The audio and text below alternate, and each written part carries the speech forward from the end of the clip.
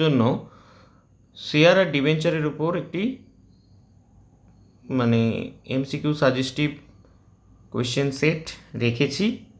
তো এগুলো খুবই ইম্পর্টেন্ট, এগুলো অবশ্যই তোমাদের দেখতে হবে। এছাড়াও তোমরা থিওরিটা ভালো করে দেখো, কারণ থিওরিগুলো ভালো করে পড়লে তোমাদেরই অনেক ক্ষেত্রে এই শর্ট কোয়েশ্চেন বেসিসে সুবিধা হবে। তো একটু দেখে নেওয়া যাক কী কী রয়েছে। ফার্স্ট যে কোয়েশ্চেনটা আমার যেগুলো ইম্পর্টেন্ট মনে হয়েছে, ফার্স্ট কোয়েশ্চেনটা বলছে প্রাইভেট কোম্পানি গঠনের ক্ষেত্রে ন্যূনতম সদস্য কতজন থাকা আবশ্যক, সেখানে হচ্ছে 2 জন। সেকেন্ড বলেছি নিম্নলিখিত কোন কোম্পানি ছোট কোম্পানি হিসেবে স্বীকৃত হবে। অ্যান্সার হচ্ছে আদায়কৃত মূলধনের পরিমাণ 4 কোটি টাকা এবং বিক্রির পরিমাণ 40 কোটি টাকা। তো এরকম ছোট কোম্পানি বড় কোম্পানি যে পরিমাণ সেইগুলো একটু তোমাদেরকে দেখতে হবে।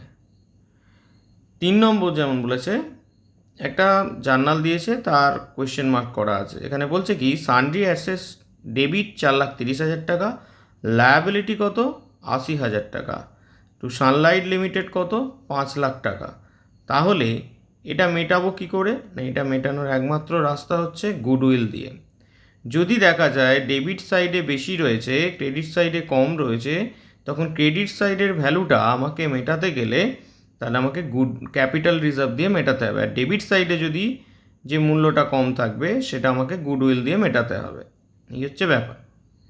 অর্থাৎ এখানে একটা জার্নাল হয় যে sundry assets account debit, goodwill account debit, sundry liability account credit, sunlight limited credit, আর যদি ক্যাপিটাল রিজার্ভ থাকে তাহলে সেক্ষেত্রে এটা হয়।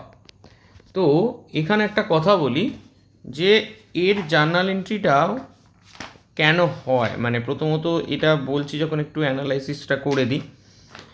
তো একটু ধরো বলে দিচ্ছি তোমাদের, তাহলে তোমাদের জিনিসটা কি পরিষ্কার থাকবে, জায়গাটা তোমরা বুঝতে তোমাদেরই সুবিধা হবে। এটা ধরো এখানে যদি বলে issue of debenture for acquiring business that is for acquisition of assets and liability.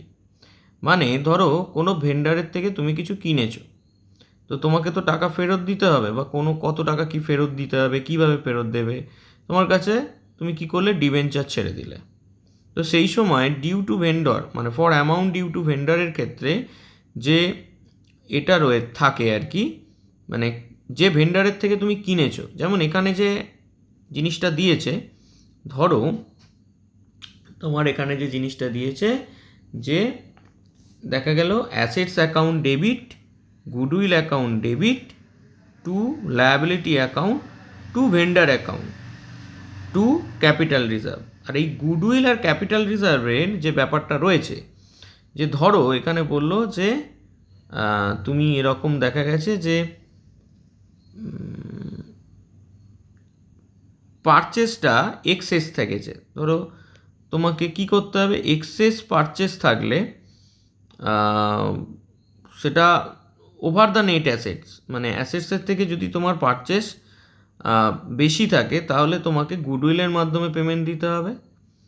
হ্যাঁ, তো তাহলে কারণ তোমার একদিকের ক্ষেত্রে দেখতে হবে যে তোমার যদি ভেন্ডার বেশি টাকা পায় এবং তোমার লায়াবিলিটি যদি বেশি থাকে, তাহলে টোটাল অ্যামাউন্ট, ধরো এখানের ক্ষেত্রে আমি যদি তোমার রেসপেক্ট অফ ভিউ দেখি যে সানড্রি লায়াবিলিটি 80,000, সানলাইট লিমিটেডকে 5 লাখ, তাহলে টোটাল 5,80,000 টাকা তোমার পেমেন্ট দিতে হবে। তোমার কাছে অ্যাসেটস আছে কত 4,30,000, তাহলে তুমি বাকিটা মেটাবে কি দিয়ে, গুডউইল দিয়ে। আর যদি অপোজিট সাইডটা যদি এরকম ঘোরানো থাকতো যে সানড্রি অ্যাসেটস 5 লাখ টাকা, লায়াবিলিটি 80,000 টাকা, সানলাইট লিমিটেড 4 লাখ টাকা, তাহলে বাকিটা মেটাতে হতো ক্যাপিটাল রিজার্ভ দিয়ে। তো এই হচ্ছে সিস্টেমটা। তো এবারে 4 নম্বরটায় যাই। 4 নম্বরটা বলছে ডিসকাউন্ট অন ইস্যু অফ ডিবেঞ্চারের ব্যালেন্স হলো একটি ড্যাশ। কি বলেছে, fictitious assets, fixed assets, intangible assets, real assets. কি, discount on issue of debenture as a fictitious assets মানে অলিক সম্পত্তি। 5 নম্বরে কি বলছে, a company issued shares at the rate of ₹10 each at a premium of ₹2, the securities premium per share is 2 টাকা। Premium on redemption of ডিবেঞ্চারকে উদ্বর্তপত্রে কোন শিরোনামে লেখা হয়, শিরোনামটা হচ্ছে নন কারেন্ট লায়াবিলিটিস। উদ্বর্তপত্র মানে ব্যালেন্স শিট। 7 নম্বর, দায়ের ভিত্তিতে কোম্পানি কত প্রকার? না 3 প্রকার।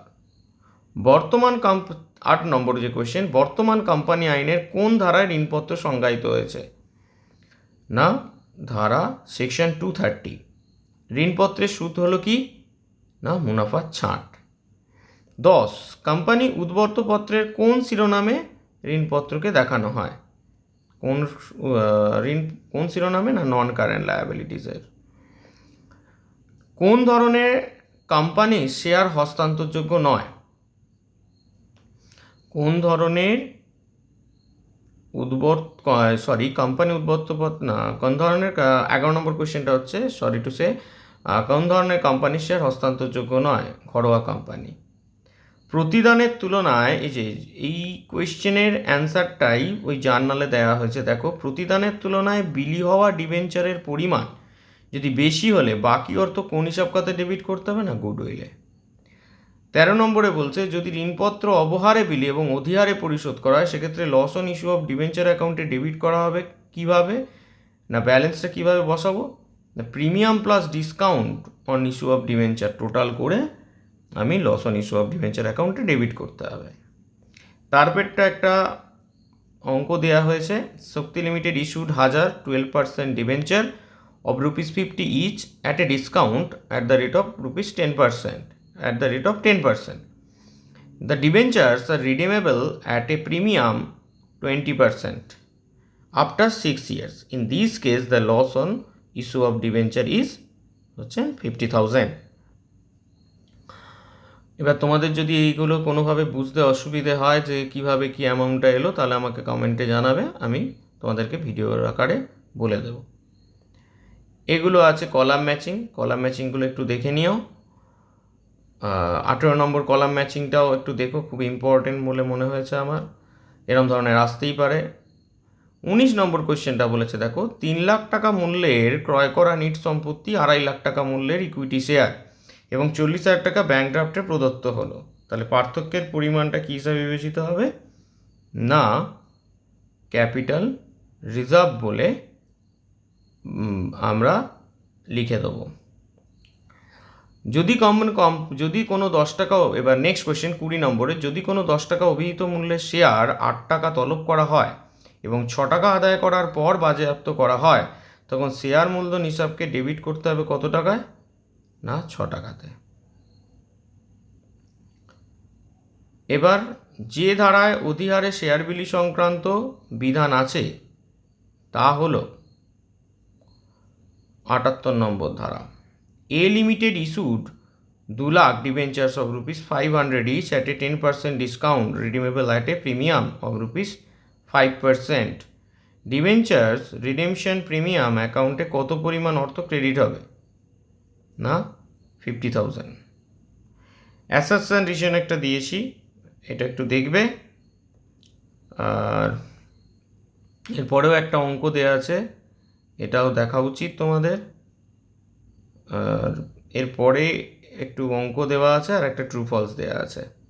তো যাই হোক, এই 28টা কোয়েশ্চেনের মধ্যে আমার মনে হয়েছে ইম্পর্টেন্ট। এরপরেও যদি আরও কিছু মনে হয় যে শেয়ার ডিবেঞ্চার থেকে এইরকম টাইপ অফ আরও কোনো শর্ট কোয়েশ্চেন আসতে পারে, তো আমি অবশ্যই আমি সাজেস্টিভ ভিডিওর মধ্যে দিয়ে আমি তোমাদেরকে জানিয়ে দেব। তো এটা দেখো অবশ্যই। আর আজকে এই পর্যন্তই। নেক্সট আবার একটা লাস্ট যে চ্যাপ্টারটা আছে আর্থিক বিবরণী বিশ্লেষণ, ওই চ্যাপ্টারটা থেকে আমি কয়েকটা তোমাদের এমসিকিউ সাজেশন তৈরি করে দেওয়ার চেষ্টা করব। তবে অবশ্যই এগুলো দেখো, তার কারণ হলো এগুলো খুবই ইম্পর্টেন্ট বলে আমার মনে হয়েছে। তবে হ্যাঁ, থিওরিটা আবারও বলছি বারবার, থিওরিটা ভালো করে পড়ো। চলো আজকে এই পর্যন্তই।